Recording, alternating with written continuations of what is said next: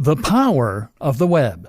The internet can help you to live your dreams and to design the perfect lifestyle that will make you truly happy. Whether you have a small business that you want to turn into a big business, or whether you want to make money writing a blog on a topic you love, internet marketing can do that for you. As an internet marketer, you can make a truly passive income. That means earning a living by writing an amazing website once or creating a product once and then letting the income roll in forevermore. You can even do this as an affiliate marketer by selling someone else's product. As an internet marketer, you can earn a little money on the side, writing articles for other people. The only problem, most people have no idea where to begin with this. When I tell a lot of people that I make money online, the response is often to look at me perplexed. What do you sell? Well, nothing. Where does the money come from? I actually had to promise my grandma that what I was doing wasn't in any way illegal, because she found it so hard to understand that I can make money without leaving the house. My sister recently decided she no longer wanted to do her current job and said that she'd like to start online like me. She asked me how she could get started, what she needed to learn, and what a good resource would be for her to begin. And I was just kind of lost for words. Truth be told, there isn't a really great resource out there for people just getting started. Truth be told, there is a huge amount of misunderstanding regarding what internet marketing is, what it's capable of, and how you should get started with it. This is why you see so many businesses get it entirely wrong. Have you ever visited a business site only to see that it looks completely unprofessional and cluttered? Have you ever visited a brand's social media page to see that it hasn't been updated in months? Or that what is there is just uninspired and unlikely to convince anyone to buy from them? A lot of small businesses will recognize the power of the web to bring them money and customers, but they won't have any clue how to begin. Thus, they will often end up just hiring the first SEO, search engine optimization company they can find, and hoping blindly that the company will maintain its side of the bargain and actually help them get to the top of Google. Sometimes that happens. Other times, the company uses outdated, spammy techniques, and the business goes bust. Either that, or the company does nothing much, and the small business just wastes a lot of money. But how is a company to know whether their SEO agency is doing a good job when they don't really understand how SEO works? This training then is AdResource. This is a training that can take you from zero knowledge regarding the economy of the web, SEO, internet marketing, all that stuff, and bring you up to speed. You'll learn the technical skills to build a brand, promote it online, and create a marketing campaign. You'll also learn additional skills that can take you to the next level. Skills like design, website development, and videography. And you'll learn how to leverage all those skills, how to harness them, and how to use that to accomplish all kinds of amazing things. Yes, small business owners will gain the skills they need to be able to build their businesses online. But likewise, you can also take these skills and go freelance. You'll be able to make money on the side, or as a full-time career, by selling your newfound internet marketing skills. Or if you prefer, you can take those skills to create your own blog or YouTube channel. Then you can promote a cause that matters to you. You can become internet famous as a comedian or musician, or you can make a living writing about something that fascinates you. Either way, you'll learn the raw skills, and you'll be able to devise a marketing strategy that takes all of them into account with perfect synergy. The web can do incredible things for you. You just need to know how to work it. So let's figure that out together, shall we? The economy of the web. So, assuming you're a complete greenhorn at this point, you might be wondering how precisely money gets generated online. Where does it all come from? Why is it profitable to run a website that is free for anyone to read? The answer is advertising. If you create a website and place adverts on it, then you will get paid by the advertisers, depending on how many people see your website on a given day. The simplest way to explain this to someone unfamiliar with internet marketing is to say that it is the precise same business model as the one used by free magazines handed out at your local subway stop. These magazines don't cost anything to read, but because so many eyes are on them, the publishers can charge advertisers large amounts to show their ads. You can do precisely the same thing by having a website with a large amount of traffic. There are several different ways in which advertising can make you money as a web publisher. PPC. This is pay-per-click, and popular examples include the likes of Google AdSense. You can also get CPM, which means cost per impression.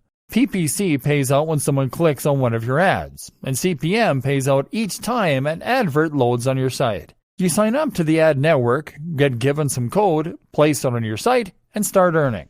Banner ads. Banner ads are much more straightforward. These are agreed with the advertiser on a per-month basis, and you'll simply get paid a fee by that advertiser each month that the ads are displayed. Affiliate marketing. Affiliate marketing is a big aspect of internet marketing, and it's actually one of the principal ways that money gets made online. Here, you get paid commission if someone buys a product that you recommend. So let's say you're a big blogger who writes about fitness. You might then recommend a certain protein shake, and each time someone buys that shake using the link you're provided with, which is how they know you sent them, you will earn 30% of that sale. The more persuasive you are, the more visitors you have on your site, the more you can earn. There are various other variations on this theme. In white label dropshipping, for instance, you sell a product that you brand as your own, but each time a sale is made, a manufacturer will do the work and send out the item while taking a cut of the money. Sponsorship. These days, sponsorship is more and more of a big deal on the web. If you can build a website with thousands of viewers or a YouTube channel with 1 million subscribers, then that will make you a thought leader.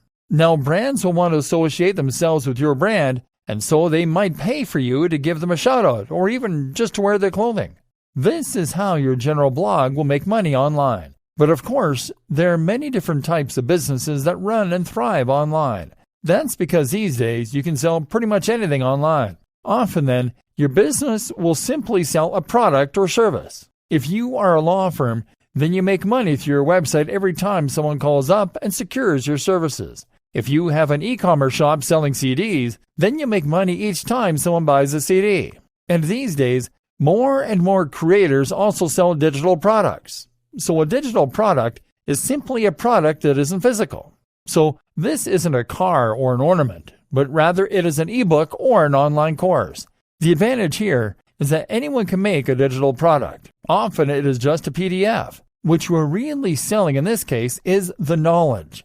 Likewise, a company can sell digital services, which means they'll be selling article writing, web design, search engine optimization. In other words, they'll be selling things that the other sites can use in order to be more successful selling their products. Whatever the business model of the website, social media channel, or YouTube channel, the constant truth is that more traffic equals more money.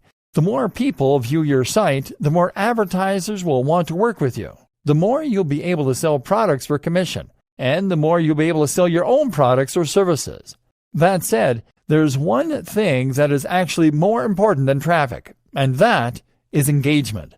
In other words, do the people who come to your site go there because you have advertising everywhere? Or do they go there because they love your brand and they're curious to know what you're going to write about next? It's the true fans that are likely to buy your products and to follow your recommendations.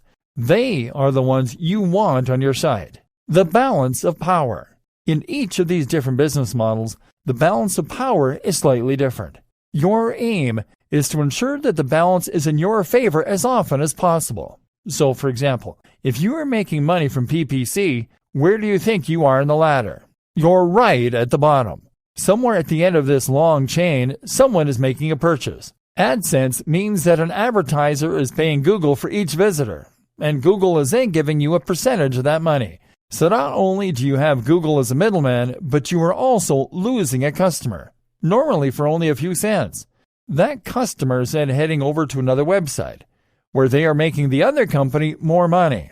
You know that on average, each customer is worth more to the advertiser than they are to you. Otherwise, the advertiser wouldn't have the money to pay for your adverts. It wouldn't be profitable.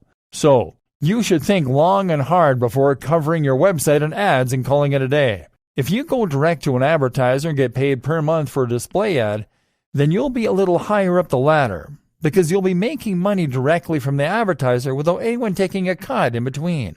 Better yet is to be an affiliate marketer. Affiliate marketers often make very large cuts of the overall profit, and in the case of digital products, this can sometimes be as much as 70% or even 90%.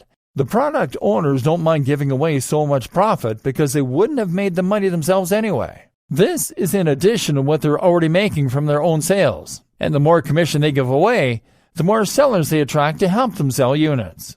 But you're still giving away some of the profit, and you're still not in control of the brand.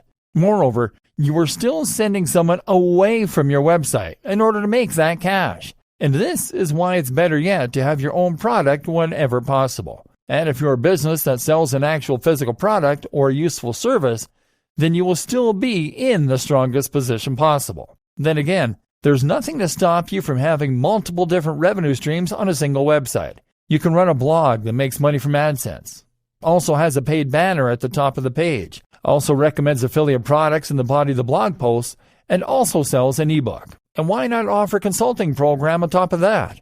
Either way, this is what makes the web go round. Well, that, Google, and content. An introduction to SEO. So now you know how money is made online, and how you can get rich from a website that doesn't sell anything. More to the point, you know why you need traffic and eyes on your brand in order to be able to generate that money. And how do you get eyes on your brand? The number one option for most sites and businesses is to use Google. Google is by far the largest site engine, and most of us use Google to look up anything we want to know or use. Want to buy a hat? Then you'll probably search Buy Hats online. Want to find out the best exercises for getting great abs? Then you'll probably search for best ways to get great abs. Search engine optimization is all about making sure that your site is the one that comes up first or near the top when someone performs a relevant search like this. That way, people who are looking for your products or your content will find your site. This is still probably the most effective way to bring new visitors to your site and to increase your brand's visibility. But how do you get to that point? A brief history of SEO. To get your site to the top of Google, you need to get inside the mind of Google. That means cracking Google's algorithm and understanding how it indexes and ranks websites. There was a time that this was all very simple. Essentially, Google maintains a huge database of websites and keeps information regarding their subject matter, their quality, etc. When you search Google, it consults this database in order to present you with the most relevant responses. Google builds this database using spiders or bots. These are programs that trawl the web in order to scrape content and add it to the index. To find new pages, these bots will follow links on pages that are already in the index. Google decides which content is a good match or not, at least partly by looking for exact phrase matches. So, if you search for the term buy hats online and there's a website in its database that uses this phrase several times, it will consider it a match. It also considers quality, and one of the biggest indicators of this quality is the inward bound link. The reasoning behind this is that if a website has linked to your website, then it must approve of your website. This looks like a testimony of sorts, and so the more links that point to your site, the more important and high quality it is thought to be. And back when Google first launched, this was pretty much the only thing you needed to know about SEO. To get to the top of Google, you just needed lots of content that would use the same keywords over and over again. And you needed to get lots and lots of links pointing to your site, ideally from relevant sources. So, if you wanted to build a website about making money online, you would start by researching keywords. That would mean using Google's keyword tool in order to see which queries related to your topic were the most popular among users. In other words, which phrases get searched for the most. Let's say you then pick Make Money Online. From there, you then start adding new articles to your website, each containing the phrase Make Money Online a few times per paragraph. And on top of that, you then write content to submit to other websites, perhaps some content farms like eZine articles back in the day. Content farms are sites that let anyone add new content to their pages. This means that you could write 100 articles a month on how to make money online and ensure that each one included a link back to your website, using the anchor text Make Money Online. And with time, these practices would be enough to ensure that you got to the top of Google. But that was then. SEO is much more complex, and in many ways, it has evolved to the point of being something completely different. So, let's examine what it involves now, shall we? A penguin, a panda, a pigeon, and a pirate walk into a bar. Google was once simple, and the web was like the Wild West. Whoever drew fastest would ultimately emerge victorious. But there was an obvious problem with this, because it meant that anyone could get to the top of Google without there being any real necessity to create a high-quality website. You could write the lowest quality content in misspelled broken English, and you could cover it in spammy ads. But as long as you had lots of keywords and lots of links, you'd still come out on top in the results. That meant that people who used Google would end up getting burned because they'd click on low-quality results. And if that carried on, Google would risk losing customers. If every time you searched Google, you found websites that were trying to steal your credit card information, you would probably eventually stop trusting Google. It got so bad that people even started using article spinners. These were tools designed to copy other people's content, replace all the words with synonyms, and then publish it. The result was an unreadable jumbled mess, but it was enough to crack the system. Remember, Google is just like any other website owner. Their customer is the advertiser, and therefore the visitor. They have no loyalty to the website owners, and they are under no obligation to ensure that you keep getting traffic. So, Google evolved.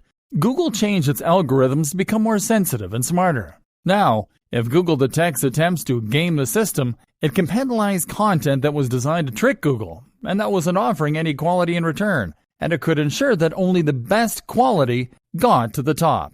Google's algorithms rolled out, each with a different name, and each of which would shake up the market in a huge way. For example, all Google's updates and what they mean for a good SEO strategy. Panda. Panda was the first big algorithm update to launch, and this was designed to penalize all those sites that had plagiarized their content, that had used spam, or that had used keyword stuffing. Keyword stuffing is when you try to get Google to rank your site for a certain keyword and you go way overboard in inserting the keyword into your text to the point where it becomes unreadable. Welcome to this Buy Hats Online website. Looking to buy hats online? Buy hats online here. It sounds funny, but people were really doing this. All those sites that were guilty of so brazenly manipulating Google's algorithms were punished, sent right down to the bottom of the SERPs, search engine results pages. This actually destroyed some businesses, and many people were very angry at Google as a result. But in Google's defense, it had always told site owners to write for the user and not to write for Google. Penguin. Penguin targeted spammy techniques focused around links. All those sites that had created hundreds of thousands of links on low-quality sites were penalized. Fortunately, Google also presented a links disavow tool that site owners could use to disassociate themselves with low-quality links. Google emphasized the importance of quality links over quantities of links. In other words, if you get a link from the BBC, then it will be worth infinitely more than 1,000 links from eZine articles, simply because anyone can get links from eZine articles, and a link from the BBC is a genuinely impressive testimony. The best way to think of this now is as a game of degrees of separation. Certain sites have much more clout than others. A site with an .edu domain or a .gov will have a lot of authority and trust to begin with. Likewise, sites that come up in Google's news section also must carry a lot of influence. If you can get a link from one of those sites, then this could change your fortunes overnight. But failing that, you can try getting a link from a site that has a link from one of those sites. Failing that, get a link from a site that has a link from a site that has a link from a site that has lots of authority and trust. In other words, get as close to the most influential brands in your niche as possible to reap the major rewards. Pirate. Pirate focused on stolen content and copyright breaches. About time, too. In 2017, another update called Fred reinforced this by penalizing sites that were violating Google's webmaster guidelines. Affected sites were typically low-quality sites designed purely to bring in ad revenue. Pigeon. Pigeon is all about local search, and it basically makes the location that the search is being carried out in even more important. That's why one of the best strategies for a new SEO campaign today is to start local. Start by targeting Buy Hats Online Santa Monica, and only then branch out into other areas and more global searches. Another update in 2016 called Possum doubled down on this, with queries performed closer to a business being more likely to bring that business up as a result. Mobile. The mobile friendliness update was designed to make webmasters create sites that would be optimized for mobile. This meant they should load quickly, use a responsive design that would change shape depending on the size of the screen, use touch-friendly navigation elements. Speed optimizations became especially important, in fact, and this is something that Google is really pushing for right at the moment. It wants to ensure that users have the best possible experience from start to finish. So, if your site is filled with unnecessary plugins that just slow things down, then you should remove them. Google actually offers a site speed test and a mobile friendliness test, both of which can be run very easily through the browser. Test both these on your site to ensure that your page meets the new requirements, and you can avoid being penalized for not catering to what is now a significantly large portion of the overall audience. AMP. Another thing to look into if you really want to get into Google's good books is AMP. This stands for Accelerated Mobile Pages, and is a new initiative from Google that is designed to encourage creators to create a second, highly mobilized, super quick version of their site. This is possible to achieve through a single plugin if you use WordPress, and once that is in place, your site will be able to appear at the top of the other search results with an image from your site and an AMP logo to encourage more users to click it. RankBrain. RankBrain was introduced in 2015 to help Google better match the intent of a query rather than looking for precise keyword matches. It is not so much an algorithm change as it is a specific tool that Google uses and that relies on machine learning in order to properly understand the content of websites and the precise meaning of search terms. Between this and Panda, keywords became far less straightforward. They're still important, yes, but now so too is using synonyms for those keywords, natural language surrounding the keyword, and using the exact key phrases subtly. Today, the most common advice is to use keywords with a density of around 1 to 2%. That means 1 or 2 keywords for every 1 to 200 words. I personally recommend going even less. Meanwhile, the use of synonyms and related language is what's known as latent semantic indexing. It's also important to think about the placement of your keywords. A keyword used in the first few sentences, in the header, in the footer, etc., all carry more weight than a typical keyword used anywhere else in the copy. RankBrain is constantly evolving, using huge amounts of data to better understand what users respond well to. And that doesn't just mean keyword use. It also means that you need to offer deeper, more meaningful content. The recommendation among many creators is to aim for content that is anything from 800 to 2,000 words long. This should include links out to other useful sites to act as references. I highly recommend linking out to research and studies if you are writing a scientific piece. And it should include images and charts and bullet points. RankBrain also brings even tighter focus onto UX, user experience. Using its machine learning chops, RankBrain can look around your site as though it were a real person, and it can decide what makes for a good experience and what makes for a bad one. So even if you have great content, RankBrain will penalize you if your site is poorly laid out, or if that content doesn't use a nice readable font with big headers. The new SEO, and everything you need to know to succeed. With all these changes, the face of Google was completely rewritten and altered. The latest version of Google's algorithm is called Hummingbird, but this in fact incorporates all of the above algorithm updates, machine learning tools, and more to form a cohesive whole. Moreover, Hummingbird is different from previous Google algorithm updates because it has the ability to grow, adapt, and evolve on the fly. And that means that Google can update its index from day to day and change the way it looks at our sites. And that means that anytime we crack the code, it can change again. It means we can't settle into a rhythm thinking that we've figured out how to do SEO because it will change again. So instead, all we can do is to understand what it is that Google wants and to ensure that our goals are aligned with Google's. And what does Google want? As I said earlier in this training, it wants to serve the user. It wants people to find the content that they are looking for. It wants that content to be high quality. And it wants them to have a good experience with it. Because that way, they will have a good experience with Google. And that way, they'll be much more likely to come back for more in the future. So your aim, difficult though it might be, is to try and forget about Google on the whole. You should keep keywords in the back of your mind. Every now and then, try to target a topic that is being searched for but isn't highly competitive. Occasionally, give your headings catchy names. But do not write your content with the main aim of impressing Google. Aim to deliver the best possible experience for your audience. Associate with only the highest quality brands that have a similar ethos and message. Write content that is comprehensive, original, and interesting. Build links on high-quality sites and not in droves. In fact, this is the most important tip for good SEO. Engage in guest posting. Write a post for a high-quality site and offer to swap that for a link back to your page. Use influencer marketing. Collaborate with other creators in your niche. And research the backlinks of your favorite sites so that you can see how they got to where they are. Try to make your content natural, and try to make your links natural. Write content so good that people want to look to it.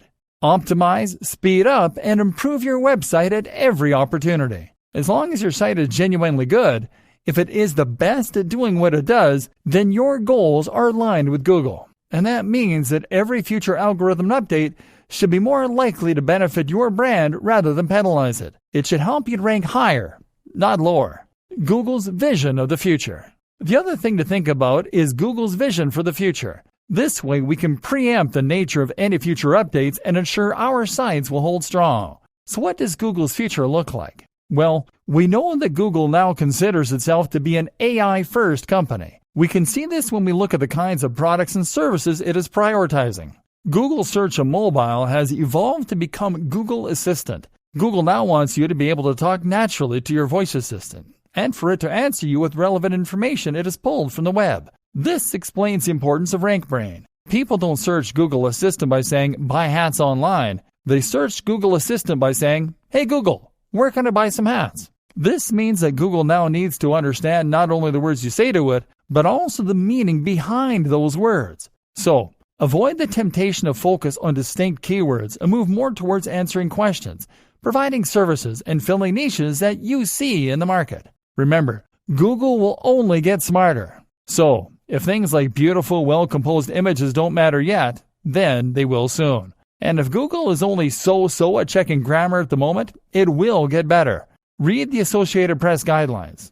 Learn how to write using the inverted pyramid style. And seeing as Google Assistant will occasionally bring up a website to show the user on their phone, make sure that your site is well suited to being quickly loaded on a mobile device. You should definitely look into using AMP formatting for your websites if you want to get more traffic to the mobile version of your site. As mentioned, this can be done easily through a single plugin. At the very least, make sure your site is speed optimized and make sure that it is mobile responsive and has an easy UI for touch input. Avoid hover over menus and the like. You should also make sure that you are using Google's markup language for rich snippets. I'll lead you to research the specifics of how this works, but it basically means you're adding some additional HTML code to your site to tell spiders and robots what certain features of your content are. For example, if you are going to provide a recipe with ingredients, then you can use the markup language in order to highlight those ingredients. This is what allows Google to highlight this kind of information, along with review scores and the times of concerts and events. You'll see all this highlighted right on the SERPs, Search Engine Results pages, anytime that you do a search. And of course, this is very important for Google's Assistant's ability to answer you in natural English when you say, what time is a concert tomorrow? Content marketing.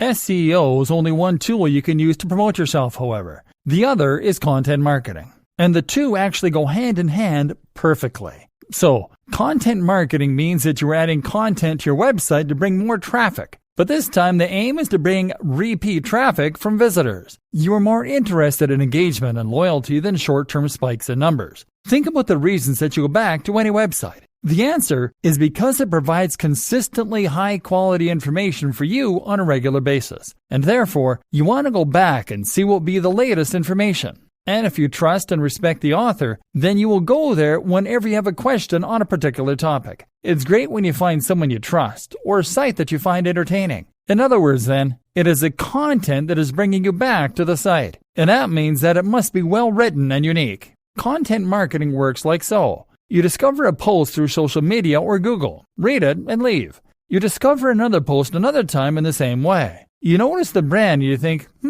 I quite like this site. It comes up again. You then decide to check it out the next time you have a related question. You then bookmark it and decide to check back regularly. You are now a fan.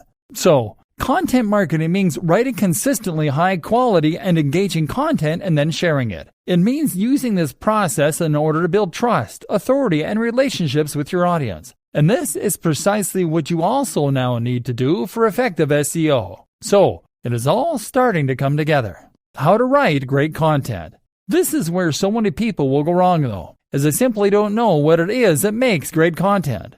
So many people will decide to get into internet marketing by looking at which niches are most popular or most profitable. Maybe they pick fitness, or they pick dating, or they pick make money online. Never mind that they have no knowledge or interest in that topic. Then they set about either writing or commissioning the most generic posts they can possibly think of on these topics. How to get six-pack abs, 10 best push-up exercises, how to get a big chest, or 10 SEO mistakes you're making, how to get more visitors. They then share this content to social media, and then they wonder why people don't come flocking in. The simple fact of the matter, these articles are dull. People are in a hurry. You are not offering any value. These posts are a dime a dozen. We've seen hundreds of them before in our travels. Would you stop to read a title like that?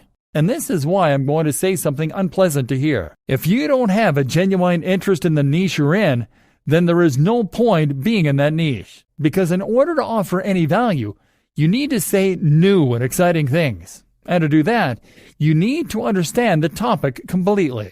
Instead of saying, how to get six-pack abs, then, you might say how cardio acceleration can help you to burn 900% more fat. That's actually a real thing, and a real statistic, by the way.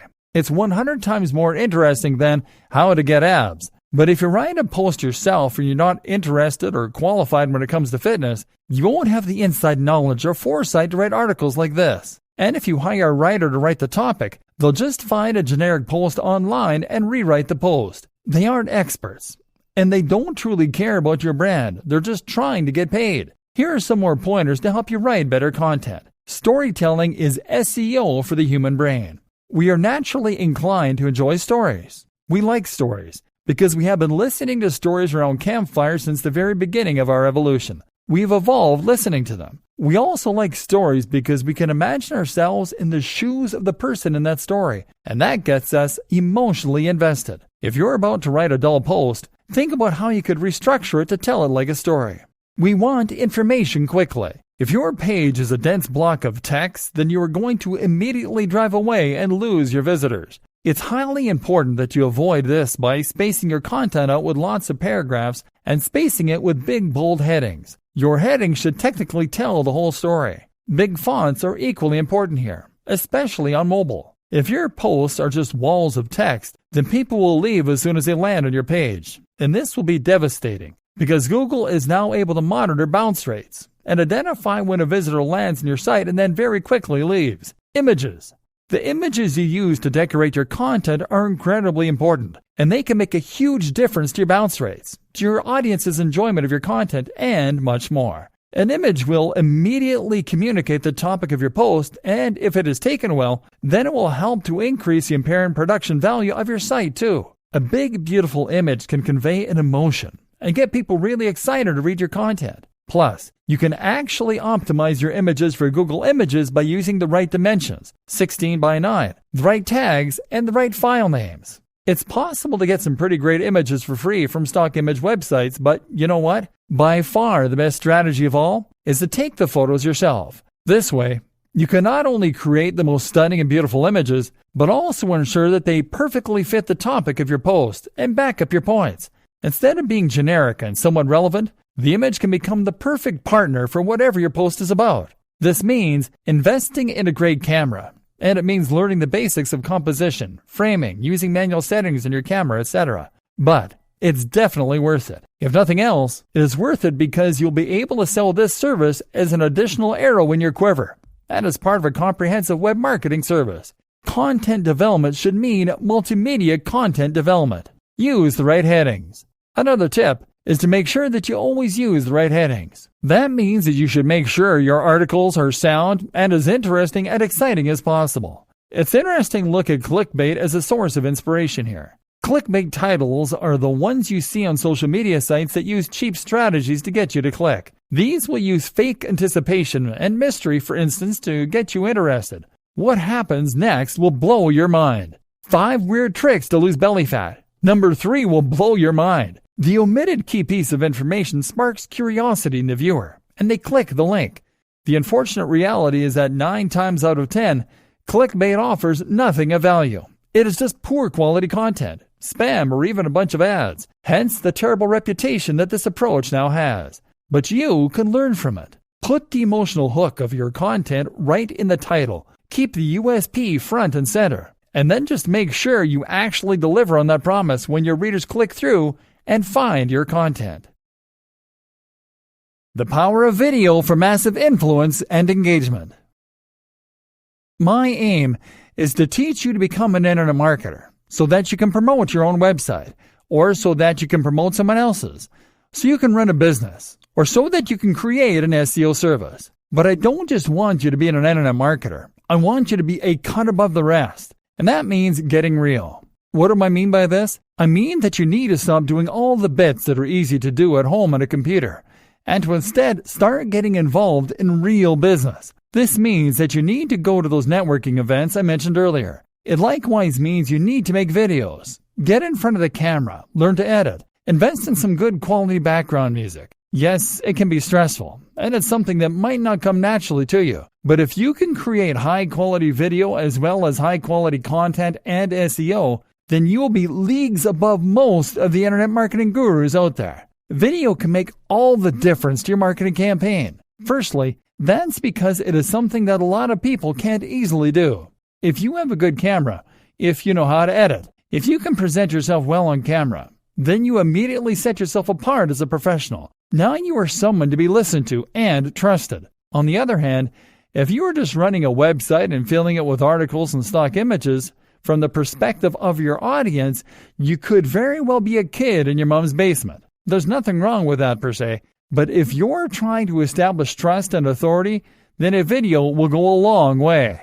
Likewise, a great video is also a perfect tool for increasing the amount of engagement with your audience and building a stronger relationship. Trust me on this one. If you have a YouTube channel that is moderately successful, you'll build a much more loyal and engaged following than you would through a website alone. For many creators, this is the big change they need and can make a huge impact to their growth. That's because talking on film means they get to know you. They're more likely to watch all the way through because video is naturally more engaging, and you can convey more emotion with music, clips, animation, and more. So, don't be afraid of this step. It could be the crucial difference that defines your success going forward. Invest in a good camera and step in front of it. And as an aside, if you're selling a product on a landing page or promoting a business through a homepage, then adding an explainer video or persuasive sales video can make a massive difference. So many companies struggle with the single most basic and important job of any homepage,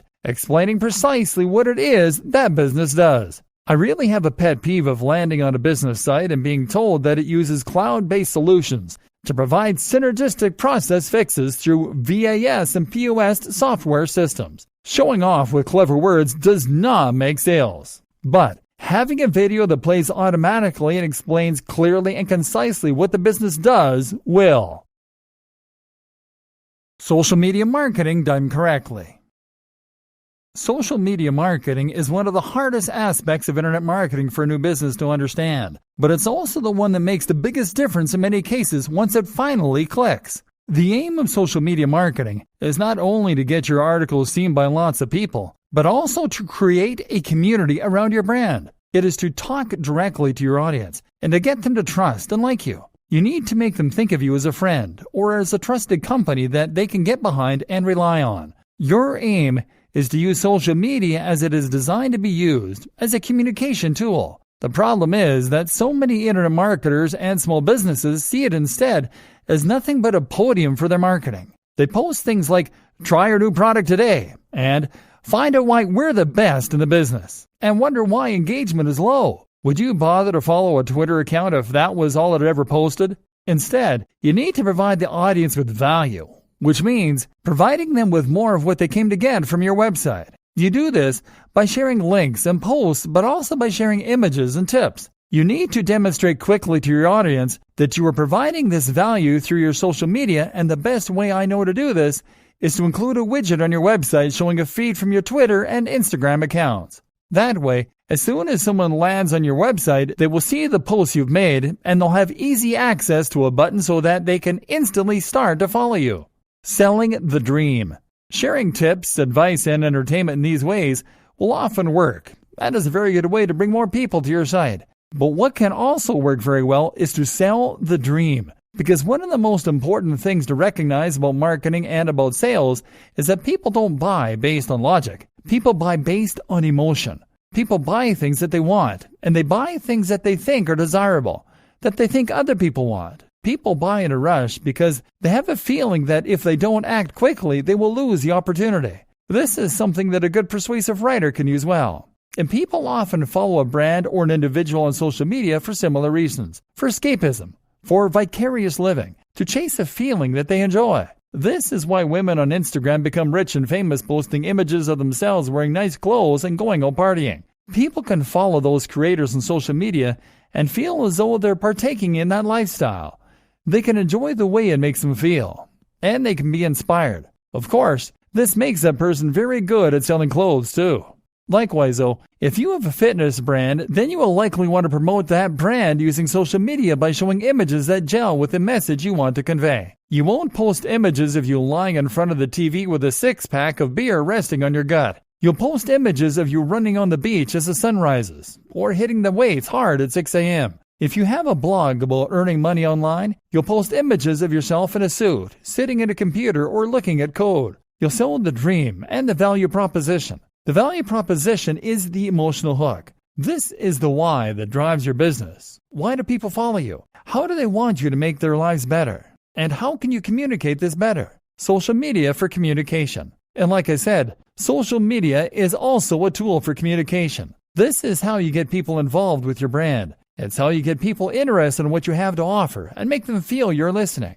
Like, if you have a problem with whatever they have bought, they can get in touch with you and you'll answer. That means you need to be interactive. So post regularly to your social media channels and ask questions. Run competitions and best of all, try out Facebook Live. Being able to talk directly to your followers is an immensely powerful thing and can massively increase engagement and trust. What's more is that right now Facebook, Instagram, and YouTube are all trying to promote their live features. So if you go live right now, your audience will be notified and lots of people will likely get involved. Now, you can ask them what kind of content they'd like to see from you, what kind of products.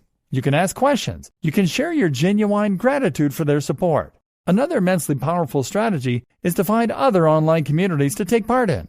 Good examples include forums, of course, but also subreddits and more. These are very powerful places to find new people to market your content to. But if you jump into one of them and post a link to your site, chances are the link will be removed and you may be banned. Best case scenario, you'll receive a lot of negative flack. But on the other hand, if you spend time in that community and answer questions, chat to people, build trust and get to know everyone, then if you mention you have a website, this is an entirely different story. Now you have a legion of people that trust you, some of whom might even consider you friends, and they will be there to support your brand every step of the way and to help you promote it on social media and elsewhere. Note, these social communities are also examples of routes to markets. These are places on the web where the people who make up your target audience congregate. Any platform you can find that lets you communicate directly with the correct audience is a route to market. Other examples include things like industry magazines or clubs. Look for routes to market, as these always offer great marketing opportunities. Finally,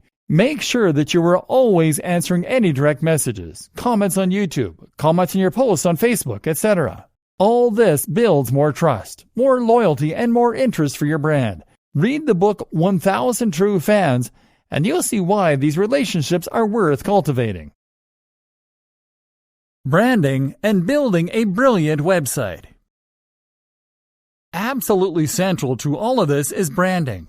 In today's environment, having a brand for your website or business is the most valuable thing you can do to ensure engagement and to build success. And it ties in with just about everything we've said so far up to this point. Your brand is what should tie your entire message together and what should help to perfectly target your ideal audience. It's what will elevate your site above being just another spammy site designed to get ads and turn it into something that people and Google love.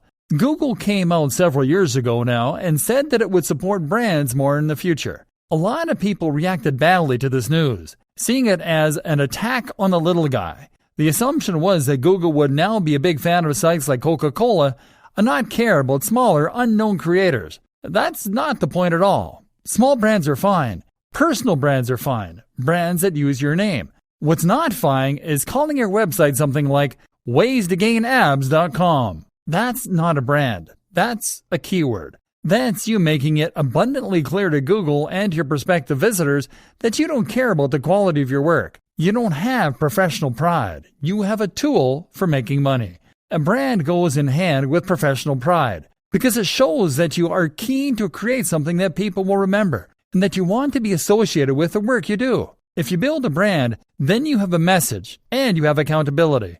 Think about it. All of the top websites that you visit currently have a strong brand. They likely have a great logo, their own style, a strong design language throughout their website. They know what they are, and they know who they're for. And this comes across in the quality of their layout, in the cohesion across their social media, all with the same username, the same logo, and the same ethos, and in the little touches like their video's background music and their bottom thirds. This is what makes something memorable and professional, and this is what you need to do as well. How do you create a brand? Creating a brand doesn't mean creating a logo. A logo is just one aspect of a brand, and it's not what comes first. What comes first is a mission statement. A mission statement is a phrase belonging to a business that says what it's all about. This should explain what, how, and why. What do you make, sell, or do? How do you do it differently? Why do you do it? I highly recommend watching Simon Sinek's excellent TED Talk on the Golden Circle at this point. It's called How Great Leaders Inspire Action. Most companies will think about the what. We make hats. We design websites. We provide legal advice. Many will think about the how. We use the best materials. We outsource to China. We resell, but with a value add. But the why is what matters most. This is the motivation that spurred you on to get involved in the business in the first place. It is what makes you get out of bed in the morning. And it's once again why you cannot have a successful website or business in a niche or industry that you don't truly care about. So, if you have a restaurant, maybe your why is because you want to introduce the world to healthier, cleaner, and more responsibly sourced food. If you have a website about fitness, maybe your why is because you want to inspire the feeling of accomplishment in your audience. Whatever the case, you need to understand this because it is what will give you your value proposition. It is what will give you your design language. And it is what will create your marketing opportunities for you. This will also allow you to find your buyer persona. This is your ideal customer. And through a combination of surveying and of thinking about your brand, you will be able to draw them up. Now, you need to ensure that your strategy is aimed at this person. It is a huge mistake to make a website that you want to be for everyone. If you do that, then it won't be particularly interesting or inspiring to anyone. The key to remember is to make people into real fans. Remember, content marketing and new SEO are about the quality of your followers, not the quantity. You want engagement. Ask yourself, is yours the kind of brand that someone can be a fan of? People just don't know about Apple. They are fans of Apple. People are fans of Tim Ferriss. They like what these brands stand for. They feel they know them. They want to associate with them. To get to that point where your site is inspiring to people, you need to stand for something other than getting clicks on your AdSense, web, and logo design. With all that decided, you can now go about designing your logo and your website. The logo should be simple, it should be minimal, and it should be versatile. This logo will be used across all your social media, on your website, etc. You need to avoid being cliché while at the same time making it clear what your site is about and who it is for. In an ideal world, the combination of your logo and company name should be enough on their own in order to let the right people know that your brand is for them. If you're struggling for ideas, try making a mood board. This is a collage made up of images, logos, site designs, and more that you like the looks of. Looking at these can help a lot to give you a kind of direction for your brand. If you put them all together on the page, you can then start to get ideas for unique ways of combining them, and that will give you ideas for your own design. Actually, build the logo using Adobe Illustrator. This creates vector files, which are files that can be resized to any degree without losing any of their quality, and which can be edited as well. JPEGs, PNGs, and GIFs are not portable or flexible enough for your uses. So that is another thing I want you to learn. I want you to learn to use Illustrator and to make good designs. Like videography and photography, this is a skill that will elevate you above spammer and into content developer. That's when you start to become highly in demand. WordPress. Finally, the website itself should be built using WordPress. This is a free tool used by over a quarter of the websites on the net, including many of the biggest brands. It is highly customizable. There is massive community support, and it is completely free. You can install new plugins with a single click to add more functionality, and you can install new themes in just the same way too. And by doing all these things, you'll be able to make sure your site meets all of the requirements we've learned about over the course of this training. That means being able to implement AMP, Accelerated Mobile Pages, with a single plugin, for instance, being able to install a theme, and know your site will have a responsive, mobile-friendly layout, or being able to apply ad semantic markups. Using WordPress means using a tried and tested tool that has helped countless others to become highly successful. There's no good reason to introduce more elements of confusion into the mix, or to make life harder for yourself by using a tool with less support that requires you to implement these features yourself. Your strategy. We've covered an awful lot here, but we still haven't covered everything. Not by a long shot. We haven't even touched on email marketing, for instance. Nor have we discussed how to go about conquering YouTube. We haven't really dived into good grammar, etc. for your blog posts. But this is about the bigger picture. This is about strategy. I hope you've learned enough to now understand how internet marketing works and what you need to do. It's about having a solid brand, one that people can get behind and feel excited for. It's about having a great logo, a modern web design, and content that is unique and exciting. If you can do all of that, then you can create a brand that will inspire and create true fans and that Google will like too. It's about expanding your own skills to create wonderful multimedia content and branding. It's about being able to make videos, to understand the psychology of persuasive writing, to sell the dream through your social media. Develop your skills. Don't be afraid to step in front of the camera or to network in person to find those opportunities for collaboration. Be a real professional who is proud of your work. And the rest is just implementing a regular, steady stream of high-quality content with subtle use of keywords and LSI. It is a matter of getting guest posts on the highest quality websites. It's a matter of sharing your content on social media. That is how you create a cohesive internet marketing strategy.